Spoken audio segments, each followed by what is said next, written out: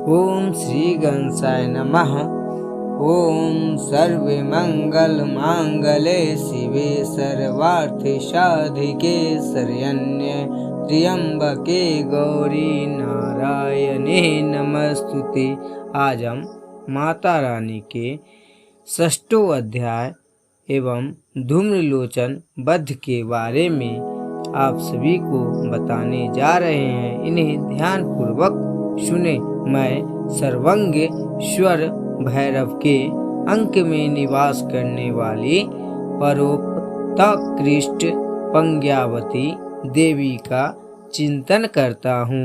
वे नागराज के आसन पर बैठी है। नागों के फनों में सुशोभित होने वाली मणियों की विशाल माला से उनकी देहलता उद्भासित हो रही है। सूर्य के समान उनका तेज है। 3 नेत्र उनकी शोभा बढ़ा रहे हैं। वे हाथों में माला, कुंभ, कपाल और कमल लिए हुए हैं तथा उनके मस्तक में अर्धचंद्र का मुकुट सुशोभित है। ऋषि कहते हैं, देवी का यह कथन सुनकर दूतों के बड़ा अमर्ष हुआ और उसने दैत्यराज के पास जाकर सब समाचार विस्तार पूर्वक कह सुनाया। दूतों के उस वचनों को सुनकर दैत्यराज कुपित हो उठा और दैत्य सेनापति धूम्रलोचन ने बोला, धूम्रलोचन, तुम शीघ्र अपनी सेना साथ लेकर जाओ और उस दुष्ट के केस पकड़कर घसीटते हुए उसे बलपूर्वक यहाँ ले आओ। उसकी रक्षा करने के लिए यदि कोई दूसरा खड़ा हो तो वह देवता, यक्ष अथवा गंधर्व ही क्यों न हो, उसे अवश्य मार डालना। ऋषि कहते हैं, शुंभ के इस प्रकार आज्ञा देने पर वह धूम्रलोचन दैत्य 60,000 असुरों की सैनिकों के साथ लेकर वहां तुरंत चल दिया। वहां पहुंचकर उसने हिमालय पर रहने वाली देवी को देखा और ललकार कर कहा, अरे तू शुंभ निशुंभ के पास चल। यदि इस समय प्रसन्नता पूर्वक मेरे स्वामी के समीप नहीं चलेगी तो मैं बलपूर्वक झोटा पकड़कर घसीटते हुए तुझे ले चलूंगा। देवी बोली, तुम्हें दैत्यों के राजा ने भेजा है। तुम स्वयं भी बलवान हो और तुम्हारे साथ विशाल सेना भी है। ऐसे दशा में यदि मुझे बलपूर्वक ले चलोगे तो मैं तुम्हारा क्या कर सकती हूँ। ऋषि कहते हैं, देवी के यो कहने पर असुर धूम्रलोचन उनकी ओर दौड़ा। तब अंबिका ने हु शब्द कह के उच्चारण मात्र से उसे भस्म कर दिया। फिर क्रोध में भरे हुए दैत्यों की विशाल सेना और अंबिका ने एक दूसरे पर तीखे सायों के शक्तियां तथा फरसों की वर्षा आरंभ की। इतने ही देवी का वाहन सिंह क्रोध में भरकर भयंकर गर्जना करने गर्दन के बालों को हिलाता हुआ असुरों की सेना में कूद पड़ा। उसने कुछ दैत्यों को पंजों की मार से कितनों को अपने जबरों और कितनों को ही महादैत्यों की फटकार से ओठ से दाढ़े से घायल करके मार डाला। उस सिंह ने अपने नखों से कितनों को पेट फाड़ डाले और थप्पड़ मारकर कितनों के सिर धड़ से अलग कर दिए। कितनों की भुजाएं और मस्तक काट डाले तथा अपनी गर्दन के बाल हिलाते हुए उसने दूसरे दैत्यों के पेट फाड़कर उनका रक्त चूस लिया। अत्यंत क्रोध में भरे हुए देवी के वाहन उस महाबली सिंह क्षण भर में ही असुरों की सारी सेनाओं का संहार कर डाला। शुंभ ने जब सुना कि देवी ने धूम्रलोचन असुरों को मार डाला था तथा उसके सिंह ने सारी सेना का सफाया कर डाला। तब उस दैत्योराज के बड़ा क्रोध हुआ, उसका ओठ कांपने लगा। उसने चंड और मुंड नामक दो महादैत्यों को आज्ञा दी, हे चंड और हे मुंड, तुम लोग बहुत बड़ी सेना लेकर वहां जाओ। उस देवी के झोटे पकड़कर अथवा उसे बांधकर शीघ्र यहाँ ले आओ। यदि इस प्रकार उसको लाने में संदेह हो तो युद्ध में सब प्रकार के अस्त्र शस्त्र तथा समस्त असुरों सेना का प्रयोग करके उसकी हत्या कर डालना। उसी दुष्ट की हत्या होने तथा सिंह की भी मारे जाने पर उस अंबिका को बांधकर साथ ले शीघ्र लौट आना। ये 6वां अध्याय समाप्त हुआ। प्रेम से बोलिए माता नव दुर्गा भवानी की जय।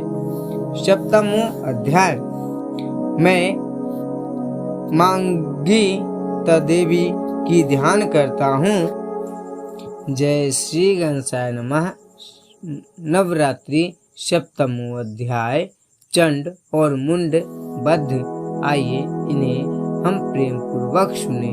मैं मांतगी देवी का ध्यान करता हूँ। वे रत्नमय सिंह पर बैठकर पढ़ते हुए तोते का मधुर शब्द सुन रही है। उनके शरीर का वर्ण श्याम है। वे अपना एक पैर कमल पर रखे हुए हैं और मस्तक पर अर्धचंद्र धारण करती है तथा कन्हार पुष्पों की माला धारण किए वीणा बजाती है। उनके अंग में कसी हुई चूली शोभा पा रही है। वे लाल रंग की साड़ी पहने हाथों में शंखमय पात्र लिए हुए हैं। उनके बदन पर मधु का हल्का हल्का प्रभाव जान पड़ता है और ललाट में बेदी शोभा दे रही है।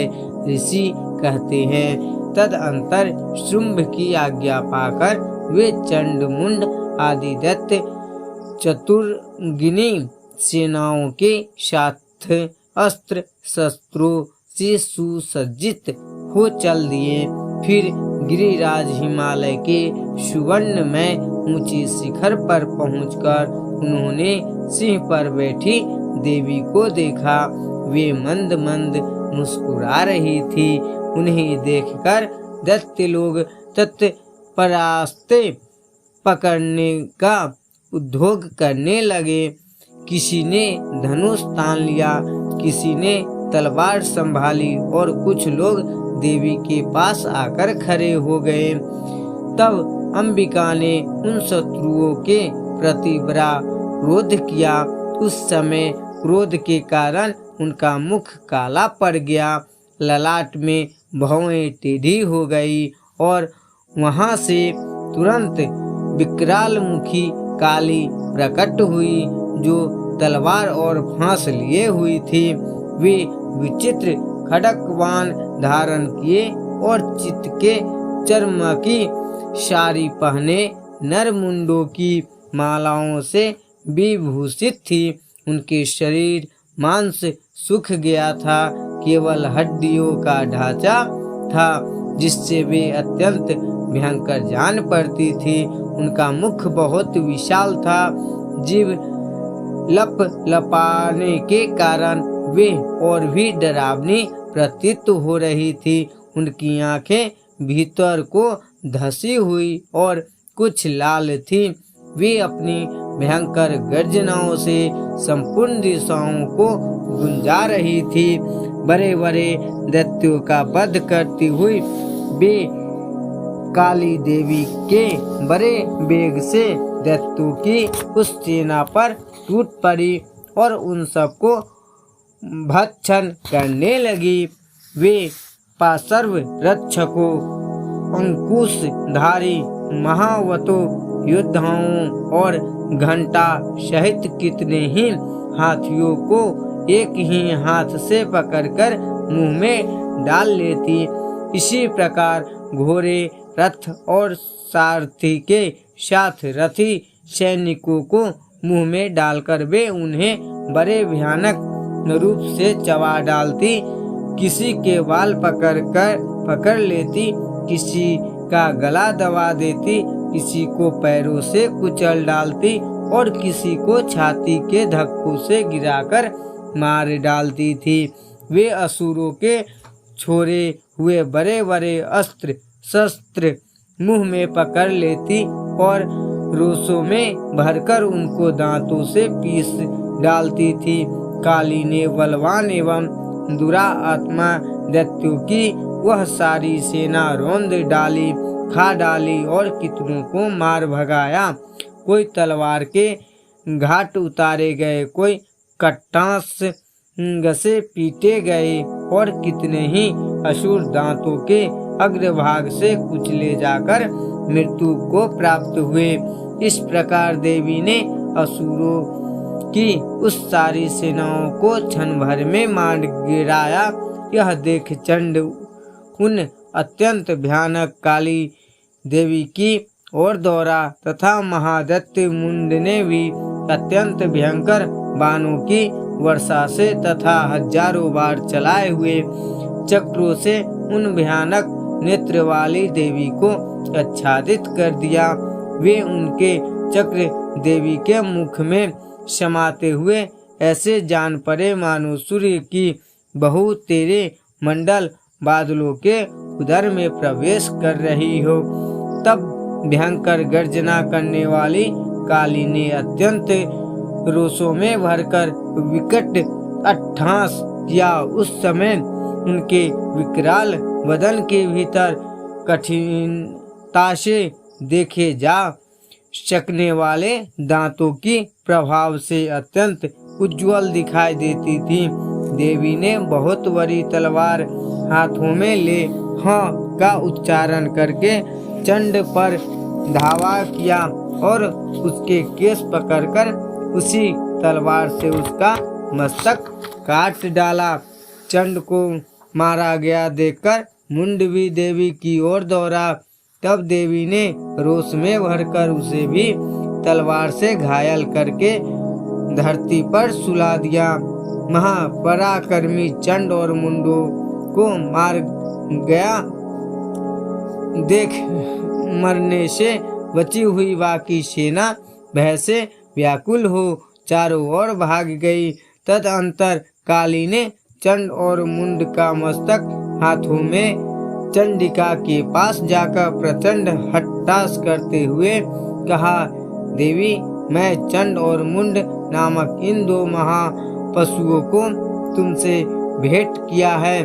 अब युद्ध में तुम शुंभ और निशुंभ स्वयं ही वध करना। ऋषि कहते हैं वहां लाए हुए उन चंड मुंड नामक महादैत्यों को देखकर कल्याणमयी चंडी ने काली से मधुर वाणी में कहा, देवी तुम चंड और मुंडो लेकर मेरे पास आई हो, इसलिए संसार में चामुंडा के नामों से तुम्हारा ख्याति होगी।